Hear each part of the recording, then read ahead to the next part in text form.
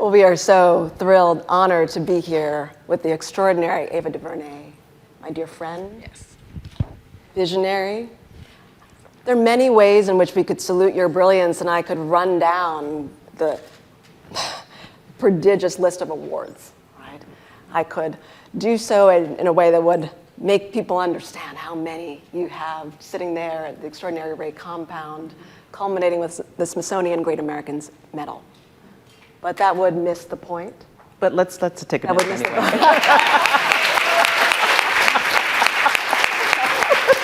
Yes, that too. But that, for me, as the historian, would miss the point, because if I look out over the cultural landscape, I see that it would be impossible to imagine a world without your films, without Origin, When They See Us, A Wrinkle in Time. You were sent here as a visionary. If the works did not exist, I think someone in the heavens would say something went wrong. Oh, that's good. That was all meant to exist. We want to begin by asking you,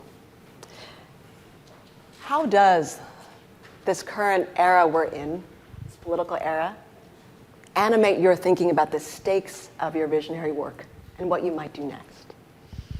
Well, thank you so much. Thank you for being here, everyone. And this is very intimidating, because these are two of the smartest women I know. And I'm not just saying that off the cuff. If you said, who are the top 10 smartest people that you actually know, it'd be like ridiculous. So I'm going to do my best. I'm going to use all my big words. I'm going to just, I come from Hollywood, so it's hard for us. We just do my best. But how does this moment has helped me in so many ways feel more certain about the work that I do. I think, I really struggled, I'd say maybe about right before COVID. I didn't want to be social justice girl. I can be Issa. You know what I mean? I can be funny, kind of. I can do sexy. I can do action. I can do all those things. And yet my curiosity and my interest and my love of history I was following my own personal passions in that work. In my previous work, there was no design to it. I wasn't trying to do all of these things to create a certain canon. I was just following my interests at the time and the opportunities at the time. And so, but then I look up and I've done all of this, and I was feeling pigeonholed by myself and by the way that people saw me. This current moment has been very corrective, because I completely understand now the journey that I was on, and I embrace what my interests were, and I see the work now, and I appreciate what I've done in ways that I didn't before. And I'm happy that they are in the world, and I see them moving, and I see them educating people. I see them doing not even what I meant them to do. They're living their own lives. I don't have children on purpose. My films are my children. And I imagine this is what parents feel when they walk off into their lives and they do their own thing. And I see that happening, and it fortifies me now. So this current moment has been like a contact lens on my film lens. And it's really clarified for me my own purpose and the need for more. I wish there were more filmmakers in this space. But our industry now is making sure that they do not grow and develop in this space. And so, but that will not be the final word on it. And so that's a lot of what I'm thinking about right now. It's so interesting, because that body of work that you're describing, Ava, that made you feel pigeonholed, is a perfect example of what we were talking about yesterday when we said that artists see it first. And so often the work of artists is out ahead of the moment a little bit.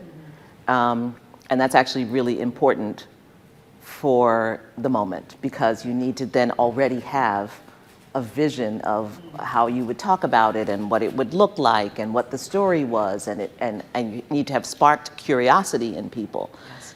And you came right out of the box with Selma at a really important moment, and it just continued on in a very volatile period, particularly around police violence. You went into When They See Us. All of that work was necessary to undergird that moment. And it's just interesting hearing you say you felt pigeonholed by it, you know, because of course the work, you called them your children, although they don't come back to your house and ask you to pay their rent, but, so that's nice. But they are out ahead of you, like your kids are. You know, they know things. And I will say this for my adult children, they know things that you actually don't know, you know? And it's a weird thing, and they're kind of carrying it forward.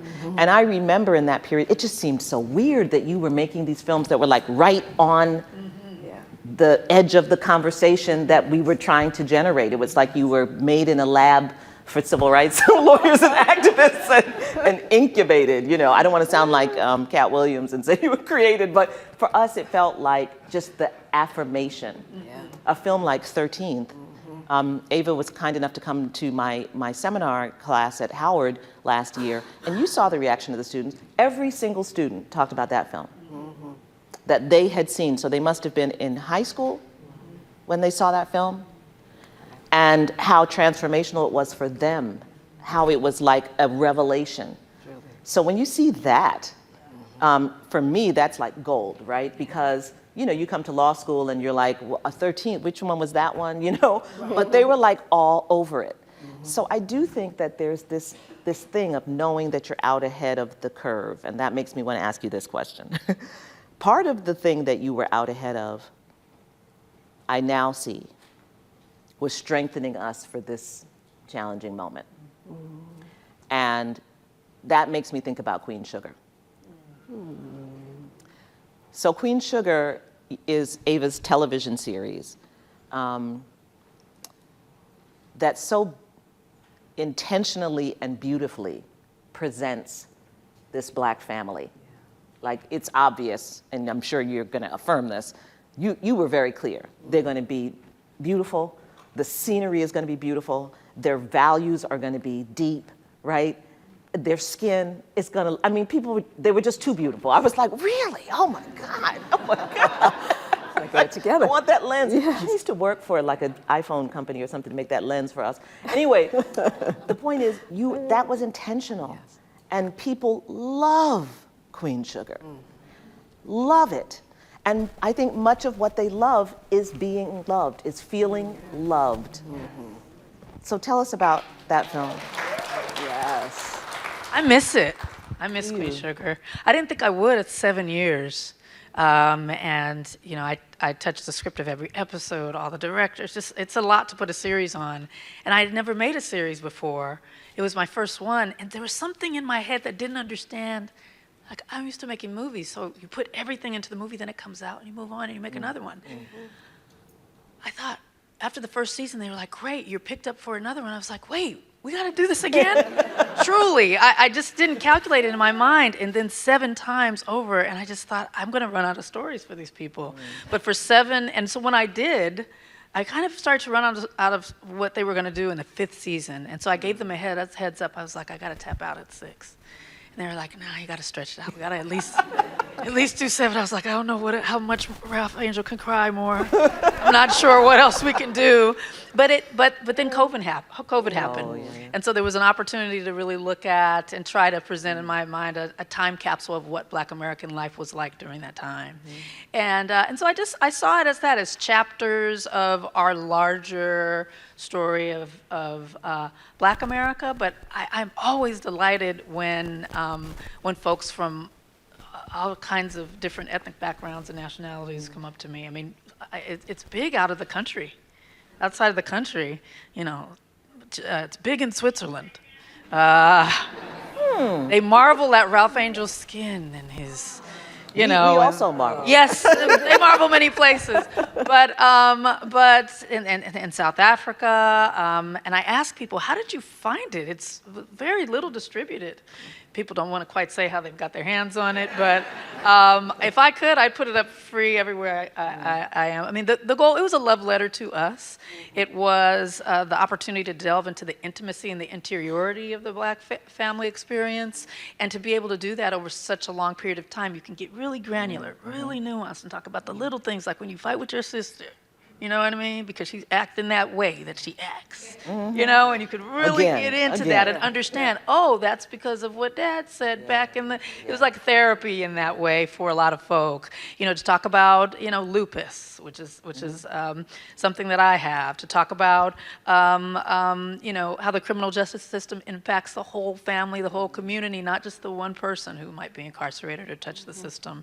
And so all of the things that I wanted to say and explore, that film, that show allowed me to do, and it exists and it's there for people to discover and explore and disagree with and bounce their own ideas and families off of. And there's not there's not an Atlanta airport visit that I make. I'm very popular in the Atlanta airport, nowhere else.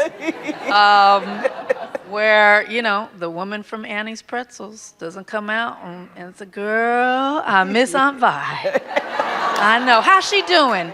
She's good. She's good. I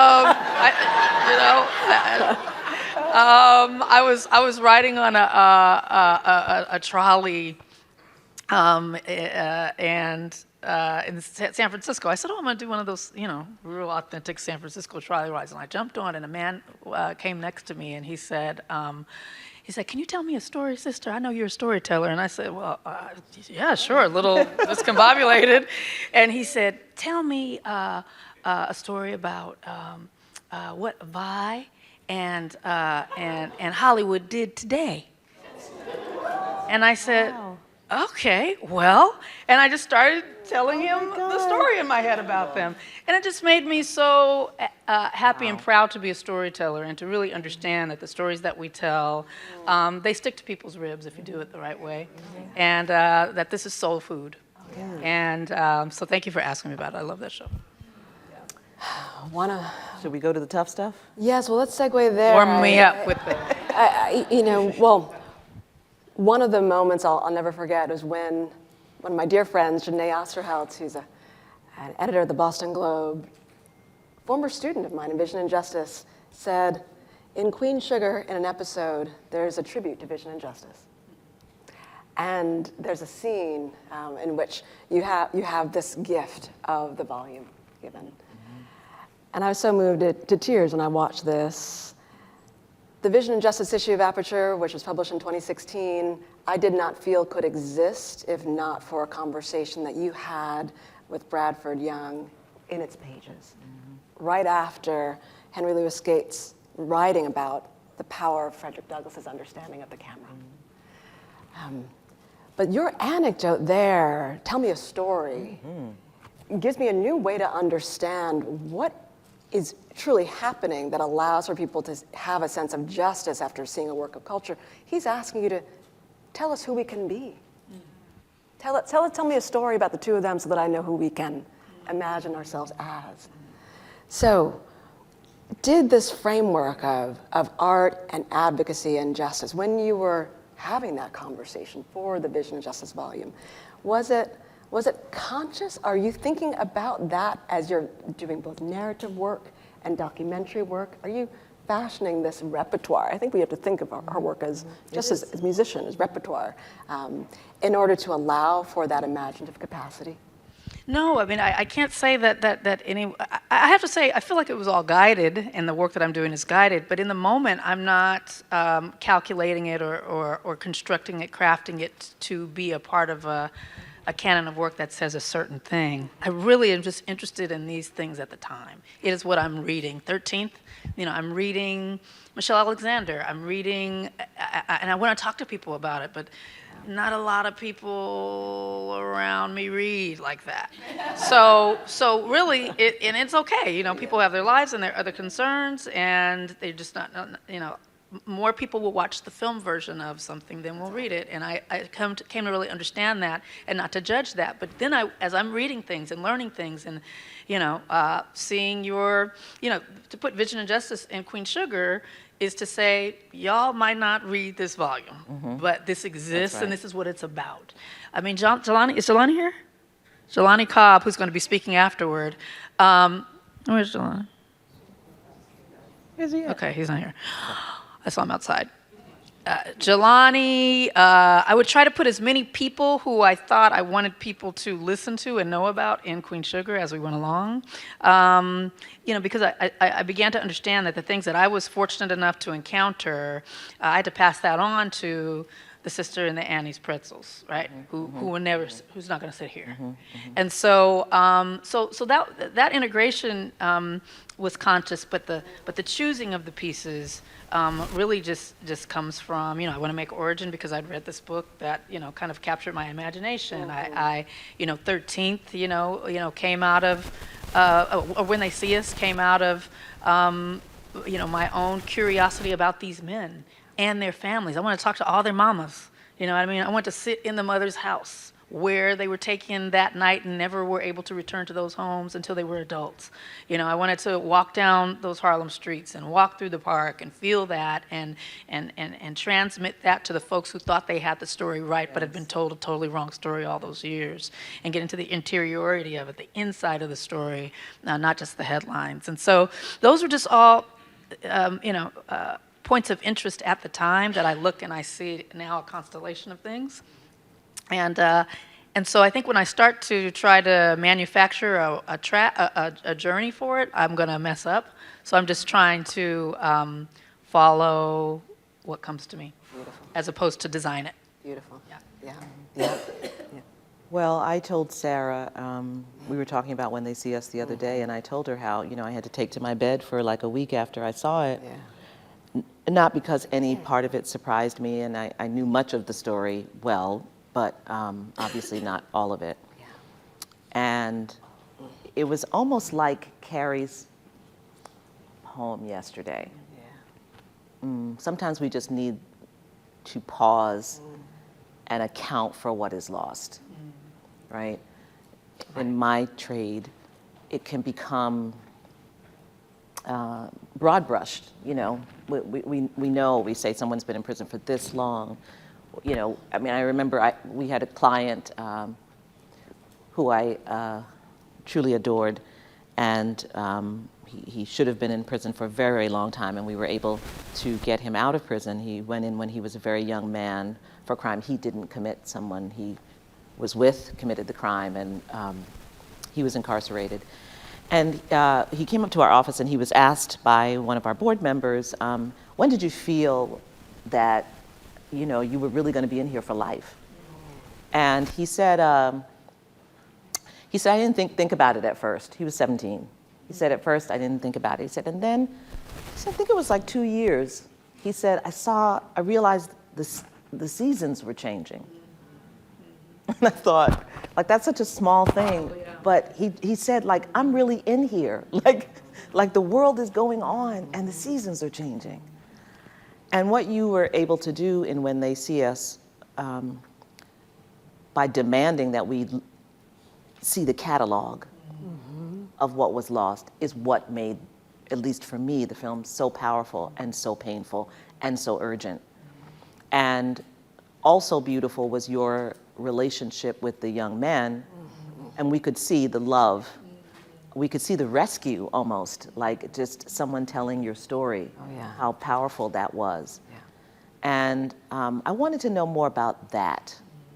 So you were curious, but once you start feeding that curiosity, were you first overwhelmed by how much there was?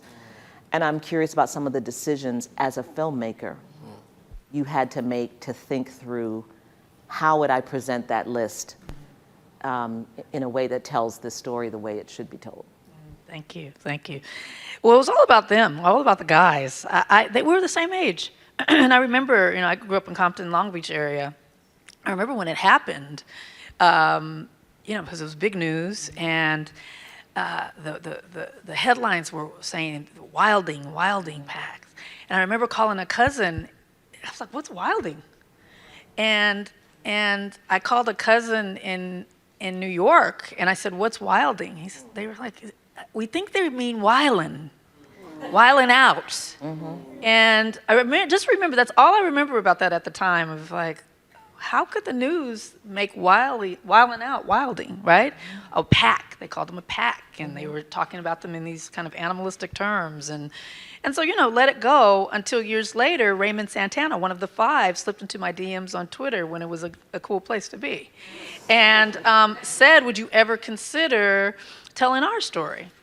And I have a lot of people who ask me that, which is an honor when someone thinks that I can tell their story.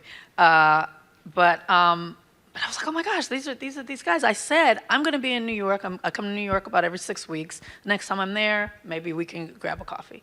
He said, great. So we met down at in Harlem, and we talked for a little bit. And then he said, oh, do you want to meet Kev? I was like, Kevin Richardson, yeah. Like, oh, he's right over here. So we went over to Kevin's place, hanging out in Kevin's place, and he's like, oh, what about Corey? You want to meet Corey? I was like, yeah. So literally, the 3 of them that lived in New York at the time, I met them all on the same day. And by the end of that, we were together for hours. And by the end of them, they felt like my brother. They felt like they were my age, and they were telling the story of a season, the little stories of the seasons changing, the little things about the time that, I had a dream. I was having a dream in prison, and it kept repeating over and over. Well, what was the dream? Well, it was this, and I couldn't get out of this. And they were just telling the little, and when my mother would come, how I would feel, and how I would prepare for when my mother would come for 2-3 days, and how I had to stand in line extra long to get my hair cut, because I know she would want to not see me with my hair cut. Just like all the details you don't think of when you think of doing time, like where they're gone, they're locked up. All the intricacies of it, the fears, the darkness, what's being left behind, how you just focus on the time that you're doing and you can't even think about. Sometimes I didn't want my family to come because it reminded me of everything that I was missing. All those things I'd never thought of. So I just focused on the men, and then I realized so many of their stories, they talked about their moms. So then I had to meet the moms, spend time with those moms. And that was just a whole nother layer of heartbreak, how you can't defend your own child, how the whole city turns against your children, how headlines, and rich men say they should be killed. Like, what do? You're a mom living in Schaumburg, you know what I mean? Like, you're barely making it. And how do you defend marriages that fell apart over it? You know what I mean? Siblings who didn't, like, all that detail that would never be known. And so trying to figure out, first I thought it was a movie. And then as I was talking to them and spending time and listening to the stories, I thought, oh God, not talking, listening. That was when the mini-series was starting to kind of be the limited series. And so just thought, how do I do it? At first I approached it as I'll have 1 episode for each man. Right? And so it'll be a 5-part. But as you get in and you start writing, it's like, no, I'm going to do it like the parts of the criminal justice system, right? So it'll start, with arrest, and then it'll go to the courts, and then it'll go to incarceration, and then it'll go post-incarceration. And so that's kind of how we structure it in our heads. But when you have that much information, how to break the story is usually the hardest thing, how to tell it. Origin, how do you tell the book that's not a story? Okay, how do I get it in a way where people will sit there and listen to the information inside of this way of storytelling? So when they see us, I had to live in New York for much longer than I like to be in New York. I would, not my favorite place. 6 months. It's a beautiful place for the people who, you have to get used to it. I'm from California, so it's just, I feel claustrophobic. And so, and I remember, I'll wrap up by saying it was so difficult. It was the hardest thing I made, just because no day was fun. Yeah. Like, you don't look on the schedule and like, oh, this is the day, that Oprah wears the blonde wig and flies to the thing. No. And there's none of that on the schedule. And I remember getting in the car. It was a 4 a.m. call, and I'm in the car at 3, riding out to some place where there was a good prison that we liked. And I get in the car the DGA, the Directors Guild, says that the director has to have a driver on their way to the set, so that they're not thinking and they don't run off the road. So our driver drives us to the set, got in the car to the brother who was driving me, and I said, Charles, what day is it? And he said, oh, ma'am, I said, like, our day out of days, how many days do we have left? And he said, well, this is day 17. And I said, oh, 17 out of 103, nice. This is gonna be, I said, because I want to go home now. And he's like, ma'am, you can't. 17 out of 103, wow. I wanted to go home. I was like, I don't know I'm gonna make it. It was a dark What did you have for yourself and for the actors and like? The actors, they had everything. The actors, they had therapists, they had Coaches and- ice cream trucks. I mean, music, all the things. For mom. I was dragging through it. You came to set. But they also had you. Well, I was playing a role of. You were faking the funk. Thank you. I came to set one night, and I'll never forget every moment of that. It was between 86 and 96, right there on Central Park West, ground of Seneca Village, in effect. And there was a scene where you had two of the boys being tackled. And then as they would go to the ground and you would see them, deal with being confronted, that violence, you would go over and give them this embrace that let them wash that off, So they had you too. And how you care for them is how you care for us and our stories. And it is profound. It's profound. Thank you. Yes. We wanted to also ask a question about how you are using your voice in this moment. Sherrilyn was reminding me of the days when you were on Twitter, when it was X, when it was a nicer place to be, and you've transformed your thinking about, it seems, platforms by engaging on Substack, thinking about voicing differently. How are you making decisions about how you use your voice now? I really feel like we are on the precipice of a total blackout of communication, of the not just the freedom to say what we want to say, but the platforms to say what you want to say. I mean, I looked at the inauguration and said, oh, okay, there's Apple, there's Meta, there's Google, like it's all of it. It's YouTube, it's IG, it's X, which has long been gone. It's Amazon. It's like all of the ways that we communicate with one another. What if it all just turned off? How do I even get to you? How do we connect with one another? So that idea of community, and you and I have talked about this, Sherrilyn. How do we preserve our ability to communicate? There are no more black newspapers. The black radio stations have diminished. Like, how will we talk to each other? And that really concerns me. So I wanted to create a place. The Substack was just kind of a placeholder to start to move people off of IG and some of the other platforms into a place where I can actually capture emails. So that, hey, worst come to worst, I'm going to email you and tell you what the thing is and what we're doing and how we're feeling about things, and to be able to create a system of communication. But I think that we are ill-prepared if we think that we're going to continue to be able to speak freely on their platforms. And I think that we're giving away information, we're giving away strategy, we're giving away our location. But also, at any point, it can just be the algorithm and we can just start not to see each other. And so this is real. And so Substack, is a move in that direction, but it's just a step on my journey to try to get free in my communication. Another part of that is, me being too reliant on studios and networks.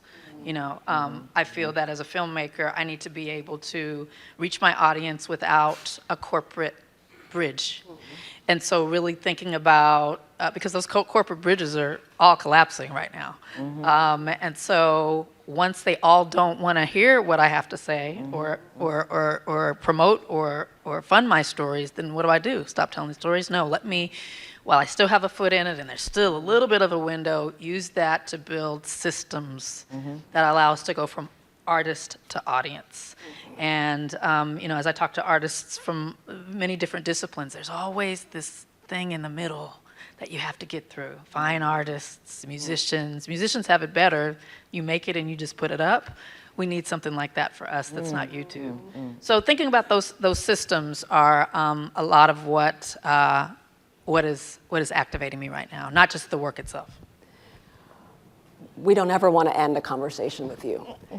We could not, though, close without saluting one woman and asking you one question, Agnes Gund. Yes.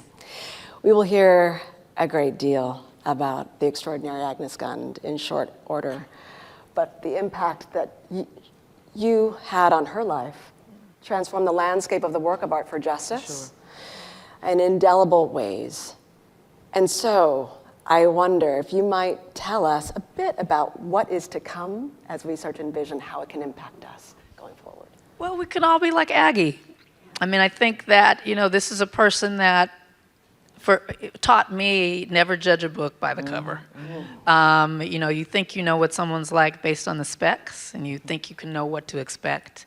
But there's so many layers to all of us. And I think it's the question of, which layer will we choose to, to bring to the forefront for people. And I think that's the case now. I mean, it's really easy to be in the look away, good vibes crowd because it's heavy. But I think, that art without purpose is decor, and I think decor is lovely. I like to sit in beautiful places, but also I like to sit in safe spaces. And I think that, I'd rather be in a place that doesn't look as beautiful and fun, but I know I'm safe. And so I think that, art and advocacy, art and justice really work together in that way. And just like, was it Lee yesterday? Lee said yesterday, advocacy without imagination is rigid. But when you put art and justice together, it moves, it has motion. It does. And I think that, that's really, how can we make work, talk about, be in conversation, be in solidarity with people in a way that's propulsive, that actually moves us forward. Not having the same conversations over and over, telling the same stories over and over, move it from A to B, because that's what it's gonna take. Radical sharing right now, I think, is the way. In order to share, you gotta have something to share, you gotta make something, gotta say something, gotta believe something, gotta know something, and then you share that, whether that's through art, whether that's through conversation at your dinner table, whatever it is. And so, this is what a time, but we are here for a reason, and I believe that we are built for times like this. And so I know that I am. I know that these two really are. One thing I'll say before I leave the stage is thank you both. I'm making a new film right now that you are both in. No, they're not acting, thank goodness. But listen, these women are brilliant at a lot of things. But they are being their full, glorious selves and are such just a catalyst within the project to ignite people's imaginations, but also what we know and what we can stand on. You all are in the movie a lot. And you have that Queen Sugar lens on us? I got it on you. I got it on you, I promise. Thank you for that, and thank you for this time. I appreciate it. Ava DuVernay. Oh, goodness, brilliant.